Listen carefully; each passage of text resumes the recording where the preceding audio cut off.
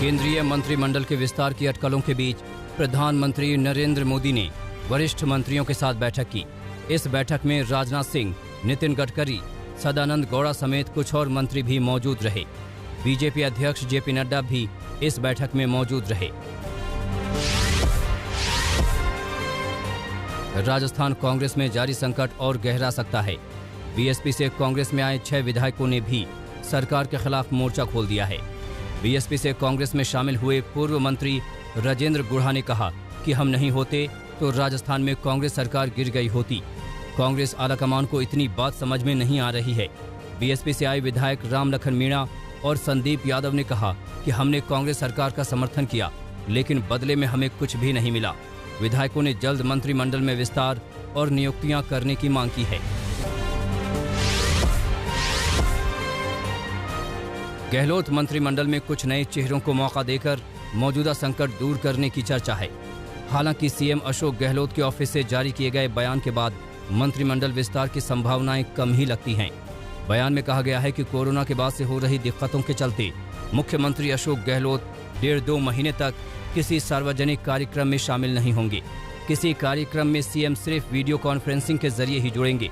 इस बात की भी चर्चा थी कि सचिन पायलट के कुछ समर्थक विधायकों को मंत्रिमंडल में जगह दी जा सकती है। राजस्थान में जारी सियासी सरगर्मी के बीच सचिन पायलट बीते 4 दिनों से दिल्ली में हैं, लेकिन अब तक सुलह के किसी फॉर्मूले पर बात नहीं बन सकी है। पायलट साहब स्वयं कह चुके हैं कि 10 महीने हो गए हैं और 10 महीने बहुत ज़्यादा समय हो गया है।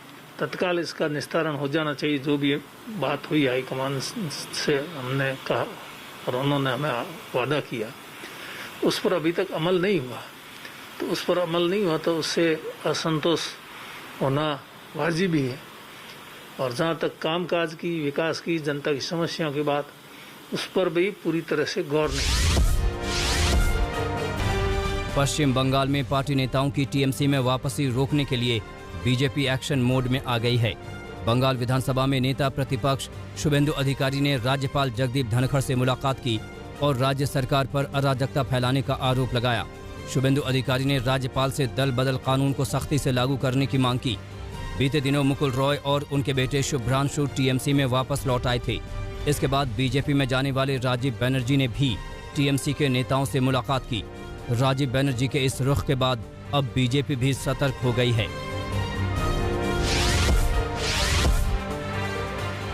एलजेपी में बगावत करने वाले 5 सांसदों ने पशुपति कुमार पारस को संसदीय दल का अध्यक्ष चुन लिया है।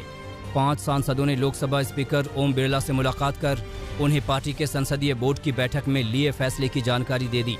पार्टी और परिवार में अलग थलग पड़ने के बाद जेडीयू ने चिराग पासवान पर तीखा हमला बोला। जेडीयू नेता आरसीपी सिंह ने कहा कि चिराग इतना तेज दौड़े कि एक्सीडेंट हो गया।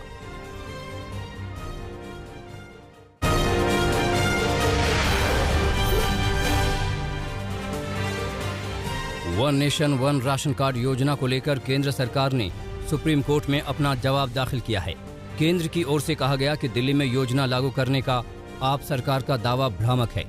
दिल्ली सरकार ने one nation one ration card scheme को लागू नहीं किया है। केंद्र ने कहा कि दिल्ली सरकार ने अदालत को गुमराह किया है, क्योंकि योजना को सिर्फ सीमापुरी सर्कल में लागू किया गया है। बीते दिनों सुप्रीम कोर्ट ने कहा था कि सभी राज्यों को one nation one ration card scheme लागू करनी चाहिए। अयोध्या में जमीन घोटाले के आरोपों पर राम मंदिर ट्रस्ट की ओर से सफाई दी गई है। ट्रस्ट की ओर से बताया गया कि जमीन का एग्रीमेंट 10 साल पहले किया गया था और इस जमीन को सरकारी रेट से कम पर खरीदा गया है। दरअसल समाजवादी पार्टी के नेता तेज नारायण पांडे और आम आदमी पार्टी की ओर से आरोप लगाया गया था कि 2 करोड़ में खरीदी गई जमीन महज कुछ मिनटों के बाद ही ट्रस्ट ने 18.5 करोड़ में खरीदी। इस जमीन खरीद को लेकर बड़ा घोटाला हुआ है। हालांकि ट्रस्ट की ओर से सफाई देने के बाद भी विपक्षी नेता इस बहाने सरकार पर हमलावर हैं। राहुल गांधी ने ट्वीट किया कि श्री राम के नाम पर धोखा अधर्म है। ट्रस्ट ने आपको प्रेस रिलीज जारी किया है ना कि उसकी वर्षों पुरानी अनुबंध की जमीन थी। वर्षों मने हो सकता है 5 साल, 7 साल, 10 साल। वो क्लियर होगा, पेपर मिलेगा, दूध का दूध, पानी का पानी होगा। देश में जारी टीकाकरण अभियान में एक और वैक्सीन को शामिल किया जा सकता है। वैक्सीन बनाने वाली कंपनी नोवावैक्स ने दावा किया है कि उनकी वैक्सीन कोरोना वेरिएंट पर 90% से ज्यादा प्रभावी है। अमेरिकी कंपनी नोवावैक्स ने पिछले साल अगस्त में पुणे की सीरम इंस्टीट्यूट ऑफ इंडिया के साथ एक डील पर साइन किया था, जिसके तहत 200 करोड़ वैक्सीन की डोज तैयार की जानी थी। और बच्चों की भी जो ट्रायल चल रहा है वैक्सीन का, उसके भी रिजल्ट विद इन 3-4 मंथ्स आ जाएंगे, तो हम बच्चों में भी वैक्सीन दे सकते हैं।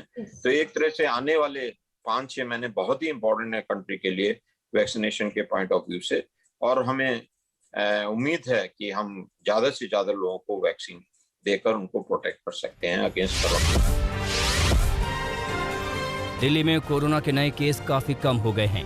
बीते 24 घंटों में दिल्ली में कोरोना के 131 नए मामले सामने आए, जो 5 अप्रैल के बाद एक दिन में कोरोना संक्रमितों की सबसे कम संख्या है।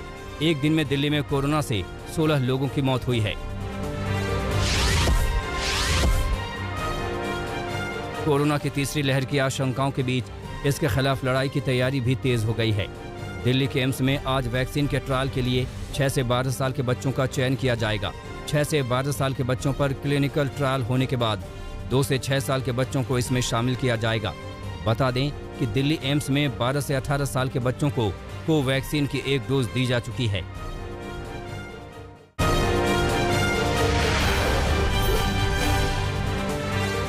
जल्द ही भारत को कोरोना से जंग के लिए एक और वैक्सीन मिल जाएगी। दवा कंपनी नोवावैक्स के कोरोना टीके के ट्रायल के सफल नतीजों ने दुनिया भर की उम्मीदें बढ़ा दी हैं। नोवावैक्स के तीसरे चरण के ट्रायल के नतीजे 90% से अधिक प्रभावशीलता बता रहे हैं। नोवावैक्स की वैक्सीन कोरोना के खतरनाक वेरिएंट्स पर 93% और सामान्य वेरिएंट्स में 100% तक प्रभावशील है। नोवावैक्स की मंजूरी देने पर भारत में अभी फैसला होना बाकी है, लेकिन ये वैक्सीन सामान्य रेफ्रिजरेटर में रखी जा सकती है, इसलिए अगर इसे भारत में मंजूरी मिलती है तो इसका वितरण काफी आसान होगा। बंगाल में चुनाव के बाद हिंसा और गैंगरेप की वारदातों पर आज सुप्रीम कोर्ट में सुनवाई होगी। पीड़ित महिलाओं ने इन मामलों की एसआईटी जांच की मांग की है। उधर टीएमसी ने इन आरोपों पर सफाई दी है कि ये सच नहीं है, इनके पीछे सिर्फ सियासत है। बंगाल में इन दिनों अजीब सियासी मंजर देखने को मिल रहा है। कई बीजेपी कार्यकर्ता टीएमसी में वापसी चाहते हैं। बीजेपी में जाकर अब वापस टीएमसी में अपनी घर वापसी चाहने वाले इन कार्यकर्ताओं के हाथों में माफीनामा वाले पोस्टर हैं। बीरभूम में ये कार्यकर्ता धरने पर बैठ गए हैं। 50 से ज्यादा बीजेपी कार्यकर्ता टीएमसी दफ्तर के सामने धरने पर बैठ गए हैं, जिन्हें बाद में टीएमसी में वापस भी ले लिया गया। पिछले हफ्ते भी वीरभूम में बीजेपी कार्यकर्ता लाउड स्पीकर के साथ सड़कों पर उतरे थे और गांव-गांव में घूमकर बीजेपी छोड़ने का ऐलान किया था। कार्यकर्ताओं की वापसी को बीजेपी हार के बाद मची भगदड़ नहीं, बल्कि टीएमसी प्रायोजित हिंसा से पैदा हुआ डर बताती है।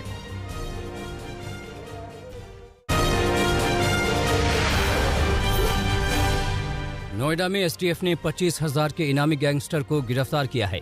पुलिस के मुताबिक सुंदर भाटी गैंग का कुख्यात सरगना रवि उर्फ रविंद्र बुलेट प्रूफ गाड़ी में घूम रहा था। पुलिस की माने तो गैंगस्टर रवि पर ग्रेटर नोएडा समेत पूरे यूपी में करीब 8 गंभीर केस दर्ज हैं। पुलिस ने आरोपी के पास से विदेशी पिस्टल बरामद की है। साथ ही गैंगस्टर जिस बुलेट प्रूफ गाड़ी में था, वो गाड़ी भी जब्त कर ली गई है। पश्चिमी उत्तर प्रदेश के कुख्यात आपराधिक माफिया सुंदर भाटी और सिंह राज के गैंग का एक सक्रिय सदस्य रवि उर्फ रविंदर भाटी, जो कि सिंह राज भाटी का सगा भतीजा है, आज संयुक्त अभियान में थाना नॉलेज पार्क और एसटीएफ के संयुक्त प्रयास में गिरफ्तार किया गया है। इस पे 25,000 रुपये का इनाम था। एक गैंगस्टर में वांटेड था। इससे पिस्टल और स्कॉर्पियो गाड़ी और एक फर्जी वोटर आईडी कार्ड भी बरामद हुआ है। 14(1) के तहत इसकी प्रॉपर्टी भी कुर्क की जाएगी। भारत पाकिस्तान की सीमा से लगे पंजाब के जलालाबाद में पुलिस ने जिस्म फरोशी के धंधे का खुलासा किया है। गुप्त सूचना के आधार पर पुलिस ने जलालाबाद के अनाज मंडी स्थित एक होटल में छापा मारा। पुलिस ने यहां 6 लड़कियां और 5 लड़कों को गिरफ्तार किया है। पुलिस के मुताबिक होटल का मालिक 2 घंटे के लिए कमरों को किराए पर देता था। पुलिस ने होटल के मालिक और मैनेजर के साथ एक और शख्स पर केस दर्ज किया है। पुलिस ने सभी को गिरफ्तार कर लिया है। राजस्थान के भीलवाड़ा में प्रॉपर्टी कारोबारी के दफ्तर पर हमला करने और तोड़फोड़ करने के आरोप में पुलिस ने 5 आरोपियों को गिरफ्तार किया है। पुलिस की माने तो यह हमला जमीन विवाद को लेकर हुआ था। जिस प्रॉपर्टी डीलर पर हमला हुआ था उसने आरोप लगाया था कि उसके साथ मारपीट तो हुई ही है, साथ ही हमलावरों ने उसके ऑफिस से 3.5 लाख रुपए की लूट भी की है। पुलिस अब आरोपियों से पूछताछ कर रही है।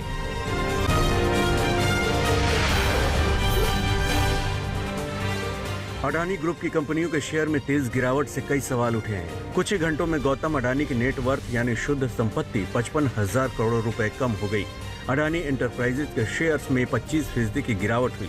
अडानी पोर्ट्स में 18.75%, Adani power, Adani grid, Adani total gas, Adani transmission के सबके शेयर गिरे। अडानी ग्रुप की कंपनियों के शेयर्स में 5 से 25% तक की गिरावट हुई। इसकी वजह नेशनल सिक्योरिटीज डिपॉजिटरी लिमिटेड यानी NSDL का एक्शन है। NSDL ने 3 विदेशी निवेशकों के खाते फ्रीज कर दिए हैं। इन निवेशकों की अडानी ग्रुप की कंपनियों में बड़ी हिस्सेदारी है।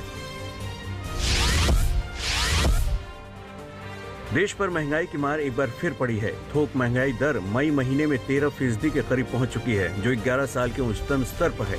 25 दिनों में पेट्रोल डीजल 6 रुपए से ज्यादा प्रति लीटर महंगा हो चुका है। 42 दिन के भीतर 24 बार पेट्रोल डीजल के दाम बढ़ चुके हैं। महंगाई उस वक्त बढ़ी है जब जनता ने कोरोना के इलाज में 66,000 करोड़ रुपया तक अतिरिक्त खर्च किया है। अच्छा खासा मध्यम वर्ग भी गरीब हो रहा है। देश में कोरोना की वजह से गरीबी बढ़ रही है। CSO के आंकड़े बताते हैं कि 2020-21 में प्रति व्यक्ति आय 8,637 रुपए घटी है। SBI के रिसर्च के मुताबिक निजी और असंगठित क्षेत्र में रोजगारी और वेतन कटौती के कारण आम लोगों की आय में 16,000 करोड़ रुपए की कमी आई है। पीयू रिसर्च सेंटर की रिपोर्ट कहती है कि कोरोना की पहली लहर में 3 करोड़ 20 लाख भारतीय मिडिल क्लास से गरीब वर्ग में चले गए और 7 करोड़ 50 लाख लोग गरीबी रेखा के नीचे चले गए।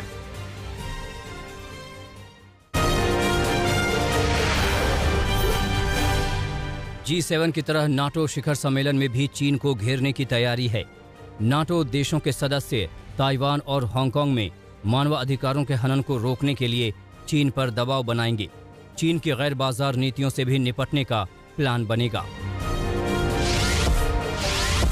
बेल्जियम की राजधानी ब्रसेल्स में नाटो शिखर सम्मेलन को लेकर सुरक्षा कड़ी कर दी गई है। चप्पे चप्पे पर भारी संख्या में सुरक्षा बल तैनात किए गए हैं। अमेरिकी राष्ट्रपति जो बाइडेन समेत कई देशों के राष्ट्राध्यक्ष नोटा शिखर सम्मेलन में हिस्सा लेने पहुंचे हुए हैं। प्रधानमंत्री बनने के बाद इजरायल के नए PM नेफ्ताली बेनेट ने अपनी नई कैबिनेट से औपचारिक मुलाकात की। PM बेनेट अपने कैबिनेट के साथ राष्ट्रपति रूवेन रिवलिन के आवास पर भी गए और मुलाकात की। मुलाकात के बाद सभी ने पारंपरिक ग्रुप फोटोशूट भी करवाया। इजरायल में नई सरकार बनने पर प्रधानमंत्री नेफ्ताली बेनेट को भारतीय प्रधानमंत्री नरेंद्र मोदी और अमेरिकी राष्ट्रपति जो बाइडेन ने बधाई दी। दोनों ही नेताओं ने इजरायल के साथ अपने देशों के रिश्ते मजबूत करने की बात कही। कोरोना वायरस के डेल्टा वेरिएंट से बढ़ी ब्रिटेन की चिंता। बढ़ते मामलों को देखते हुए प्रधानमंत्री बोरिस जॉनसन लॉकडाउन को 4 हफ्ते तक बढ़ा सकते हैं। ब्रिटेन में 21 जून को खत्म हो रही है लॉकडाउन की पाबंदियां। माना जा रहा है कि आने वाले हफ्तों में नए वेरिएंट के मामले और बढ़ सकते हैं।